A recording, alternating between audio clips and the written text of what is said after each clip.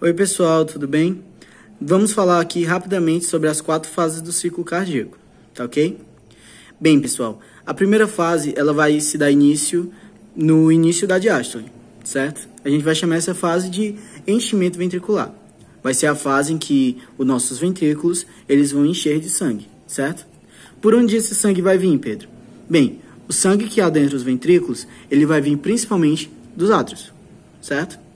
Então, durante essa primeira fase, o sangue vai passar por aqui, do átrio para o ventrículo, ok? Então, para o sangue poder passar, as válvulas atrioventriculares estarão abertas.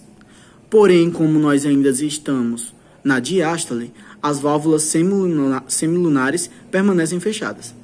Tudo bem? Após entrar uma certa quantidade de sangue, o nosso coração ele vai dar início à sístole, ou seja, ele vai dar início à contração dos ventrículos. Nesse início de contração, nós vamos dar nome à nossa segunda fase do ciclo cardíaco, que a gente vai chamar de contração isovolumétrica. Mas por que isovolumétrica? Bem, o coração ele deu início à sua contração, certo? A força, a pressão dentro do ventrículo, ela é suficiente para fechar as válvulas atrioventriculares. E, aliás, esse é um processo que acontece bem cedo na sístole. Porém, ela não é forte o suficiente ainda para abrir as válvulas semilunares. Então, a quantidade de sangue aqui dentro nem sai e nem entra. Por isso, nós vamos chamar esse processo de contração isovolumétrica, ok? A terceira fase é quando o miocárdio ele finalmente consegue se contrair a ponto de gerar uma pressão forte o suficiente para abrir as válvulas semilunares, certo? Essa terceira fase nós vamos chamar de ejeção ventricular, que é quando os ventrículos conseguem ejetar o sangue para a corrente sanguínea.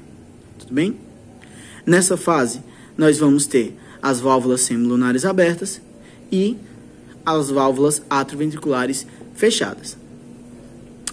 Após esse processo, o volume de sangue dentro do ventrículo começa a decair rapidamente. E a gente volta ao processo de diástole, ok? Porém, os músculos do miocárdio, eles ainda têm um certo grau de contração. E esse certo grau de contração ainda gera uma certa pressão com um volume sistólico final, que é a quantidade de sangue que ainda fica dentro do ventrículo, certo? Devido a essa pressão aqui dentro, a gente vai entrar em um processo semelhante ao processo da contração isovolumétrica.